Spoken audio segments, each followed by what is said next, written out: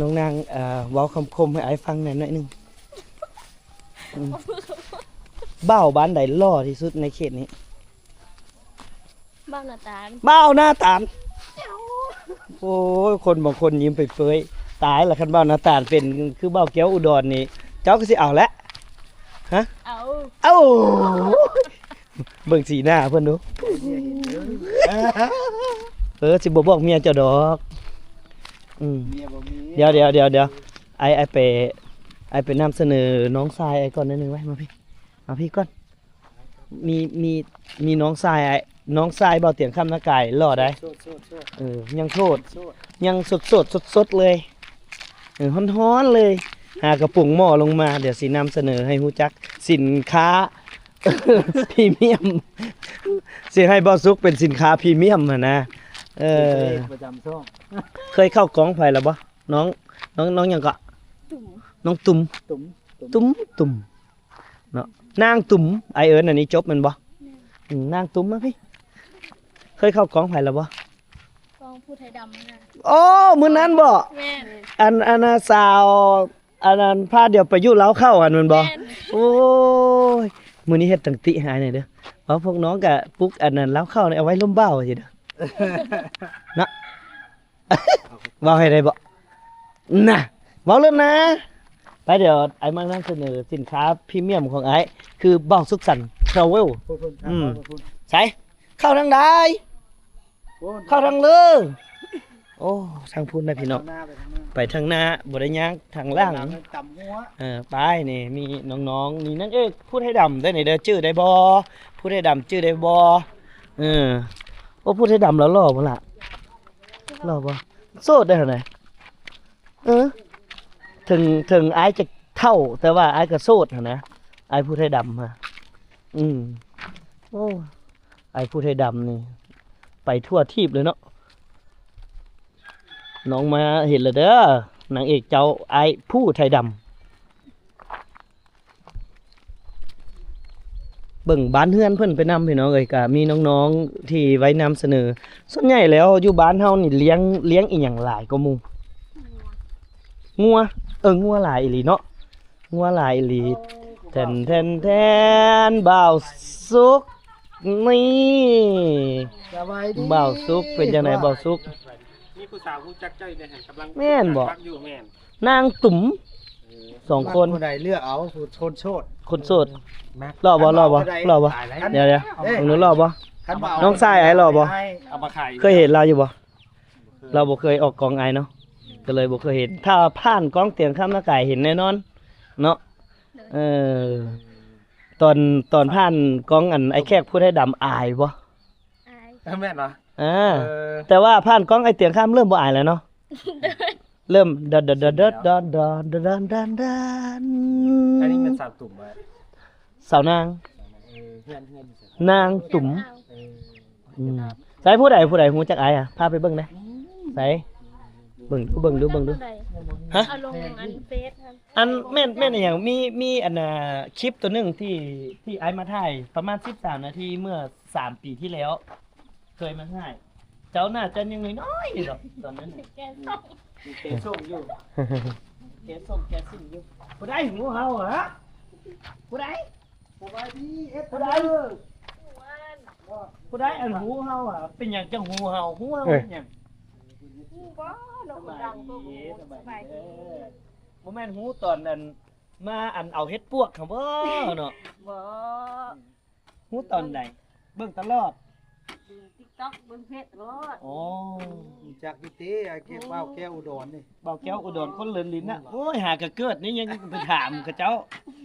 โอ้ เอารู้จักว่าวแก้วอุดรสีบุญสู้ได้แต่เก้าได้ บอก เคยเบิ่งดู เอาเงินให้เราได้ไหม ครับผม จากล้านหนึงโอ้ปลูกหยังแน่นี่พวกเจ้าปลูกหยังแน่ ผู้มักแตงผู้พัก ปลูกหมักแตงปลูกพักอันนี้สิคุดให้นานอย่างอันนี้ นะผู้ เขา พัก เอาเพื่อน ผักหอมเนาะหอมบัวสลายกับเจ้ามักปลูกหอมบัวเนาะอันเป็นคุมไปซิแล้วแม่นมักเอื้อ แต เฮ็ ง ดหมักแตงหมักแตงหูบ่ทางนั้นหูบ่เตียงบ่ทางไหนหูยเหาะ สบายดีพูดยัง ก็ยังใครแด่โอ้ยเกือบเสียฟอร์มไหมโอ้ย ให้สิบ่ฮู้ ดีเฮ้อไผสิบ่ฮู้เนี่ยเบิดบ้านเนาะแม้แต่ในบ้านแรกเห็นฮู้เห็นบ่มากอกกินฟานในบ้านแรก ตัวนี้ก็แม่นบ่ แบ่งซีนฟานกันพี่น้องฟานไปกินมะกอกอยู่หน้าสองคนบังเอิญกกมะกอกฮะนะผัดป้งขึ้นมาระหว่างไส้แดนของหน้าเจ้าของคือหน้าน้องนางกับหน้าน้องตุ่มนี่กกมะกอกแล้วเป็นคือไอ้เตียงคำแบบสินะ บ้านนะบ่ แล้วป้งอยู่ในนี้ฟานแล้วมากินไอ้เตียงคำฟานแล้วตายอยู่หั่นบัดนี้ แม่นนะบ้าน ตายแล้วแม่นข้างกายไปตามคณาเลย จะว่าแม่นไผสิได้เขามัน ถูก เขาฟานทั่วไผกับญาติเขา ปลอม สิปั่นกันจังไดบัดนี้ไปบอกในบ้านปะเนาะไปให้ในบ้านแลเป็นผู้อัน เฮ็ดกินน่าจะ เป็นผู้ปั่นเนาะ ยังลงมาสามารถลงมาเอาไรเด้อ ไปเดี๋ยวไปหาในบ้านแลให้เรามาปั่นเพราะว่าสองสาวนี่คือสิตกลงกันบ่ได้ไผก็อยากได้หัวฟานไปพาไอ้ไป อะไรนะ ตาบ ไปกันเลยในบ้านไปกันเลยโอ้บ่แม่นเพิ่นไปปั่นฟานบ่ฟานตายอยู่กองกมกอกหั่นนะนิทานเพิ่นนั่นโอ้ยเล่า3 ปีก็เรื่องเก่าหั่นแหละไปทางนี้บ่ละเคยมาอยู่พี่น้องมาปั่นข้าวปั่นของปั่นเครื่องอีหยังต่างๆก็อยู่จุดนี้แหละไปโรงเรียนเลยแล่นน้องนางตุ่มมีผู้บ่าวอันเตะบานบ่โอ้ไปเสียผู้บ่าวเตะบานปะเนาะเว้ยก็เดี๋ยวพวกเจ้ามาหาน้องๆเขาแล้วแม่นบอกเขาเจ้ากายเบิ้ลมันบอกแล้วว่าเห็นว่าน้องขี้ร้ายอย่าพาวขี้เหือกายว่าสิเนาะใส่เข้าทางไหนล่ะไปเบิ่งโรงเรียนมัธยมต้นบ้านผาด่างของน้องนางตุ่มเบิ่งไอ้เข้ากันเด้อไอ้เข้าก่อนว้ายผู้บ่าวกับบุเตะบานมื้อนี้แล้วหน่อยดิโอ้มาเบิ่งโรงเรียนน้องๆอึ๊บเข้ามาไอเตียง โดย นางเอกเฮาไปหาดูป๊อบเมื่อกี้ จุใส่ รีบเข้าซ่วมแบบว่า ลิฟต์เข้าซ่วมฮู้บ่เป็นหยังบ้านเจ้าจังเอิ้นว่าบ้านผาด่าง ผ่าด่างผ่ามันด่าง โอ้ก็สร้างตอบเนาะบ่น้องตุ่มผู้เฒ่าเคยเล่าให้ฟังบ่ บ่เคย บ่เคยเนาะนั่นแหละชุดดังๆนั่นแหละบ้านเจ้าตื้อใต้ห้องเจ้าตัวใดผู้อันนี้ประถมอ๋ออันนั้นมัธยมม.1 คนม.4 เป็นโรงเรียนประถม โอ้ เนาะ โรงเรียนประถมอันนี้จุดนี้โอ้จุดนี้แคมทางแล้วก็สิมีเดินหญ้าไว้คอยเตะบานอยู่โรงเรียนน้องมีมักบาทหลายหน่วยบ่ มีนิดเดียวมีหน่วยเดียวโอ้เอาขอกับ FC ซะขอกับ FC แล้วเนาะ ยับเข้าใกล้ๆกันเอาออน FC เอามักบานมาให้พวกน้องเตะหน่อยเด้ออายเอาเลยอายกวักอาย ไอ้เอามาบานให้น้องเต้แน่ เดี๋ยวเสียให้เตะบอลซุกแทน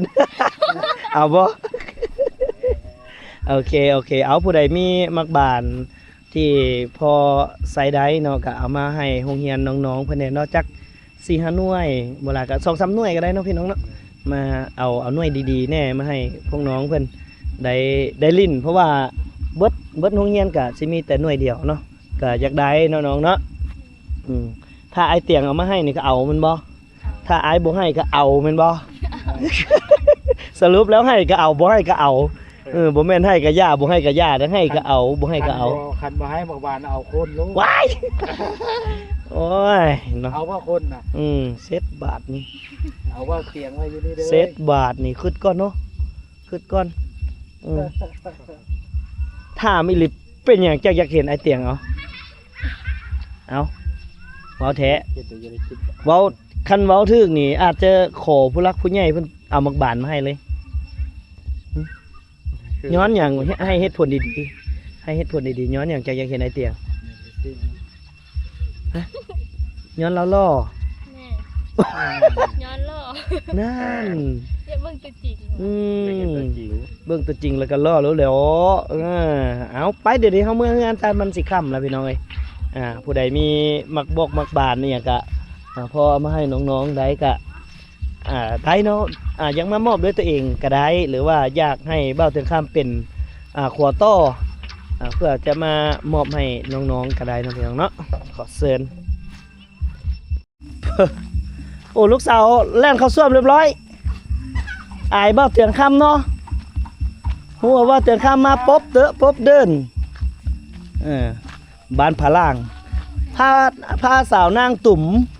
ผู้ได้ชื่อสาวนังตุ่ม สีมือขึ้น ผู้ใด ใส่เบิ่งดูใส่ผู้ลูกใส่ลูกสาวอยู่ที่ใด โอ้ยไปคิดจะจับ เห็นเอาลูก เราไปอาบ โอ้ อาบ แล้ว น้ อืมบอกคอยว่ากระโตมในเท่านี่แหละลูกสาวเราบอกว่าตัวในเด้อขันจุนั้นมาว่าให้ตู่ไปอาบน้ำแม่นบ่ลูกสาวจะบอกนั้น ไปเท่าไหร่เว้ยมันเข้าเอายาเศร้าห้อยจะอาบน้ำมันแล้วก็แม่ขึ้นอาบน้ำมันไม่เท่าเลยขี่รถไปเพื่อ เขาอาบน้ำก๊อกบ่ น้ำท่อนี่ล่ะน้ำท่อแม่ละมันใดมันบ่เป็น โอ้อาบน้ำท่อ อาบน้ำสร้างนี่ โดยเอาอีเมลเพิ่นก็บอกคักอยู่ได้เนาะยังเฮียนอยู่เนาะลูกเนาะ เฮียนบ่หมอ เฮียนโอ้เฮียนม .6 แล้วไปเฮียนอยู่กะเลอ ตาตาล โอ้เฮียนหน้าตาลโอ้มื้ออื่นนี่คือสิเห็นอยู่ได้นี่เนาะ เฮียนนั่นก็ นั่นจะบังงามมันลูกเอ้ย เนาะมันบ่ได้เกี่ยวว่ารูปงามหรือขี้ร้ายดอกมันเกี่ยวอยู่ที่ว่า อันนึงอันสอง ฮับกันลมกันได้บ่ เป็นคนขี้อายได้อีตัวนี้ได้ เนาะ เป็นคนที่อาย คือมีแต่คนอายแถวโนบ้านนี่เนาะ เป็นคนอายมันดูได้สองสาวน้อยนั่นน่ะ สองสาวน้อยนี่ก็หากันมาฝึกเอานี่แต่ก่อนก็อายแล้วเกมสิแล่นแล้วแหละแต่แล่นบ่ทันพอดีเอาบ่วงมัดไว้มัดขาไว้คนทันบ่ บ่สองอันสาวเฮือนนี้ซื้อหยังก็ ไม่มา สาวไม่มา ซื้อน้อยแหละนางคูณทวีซื้อเข้าโรงเรียนน่ะซื้อนางไม่มาแล้วก็เจ้าเอิ้นโลเอิ้นเยาะมัน ก็เลยไม่มาเลยเนาะ เดี๋ยวไปเยี่ยมมาไป อันใด ไปอาบน้ำของลูกไปอาบน้ำหวนพุ่นละหวน อ้าว หวนสิ แม่นอันเลอนี่ผัดปลายเฮือนผัดมาอยู่พี่เหาะ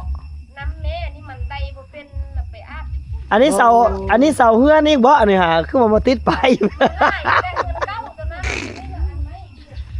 เจ้าล่ะนี่ ตัวเก่า พ่อเฮือนนี้มี2เลขเด้อนี่เอา มันบ่เลยแม่นแต่ปลายแล้วได้นี่วีพร้อมนี่ วีอีก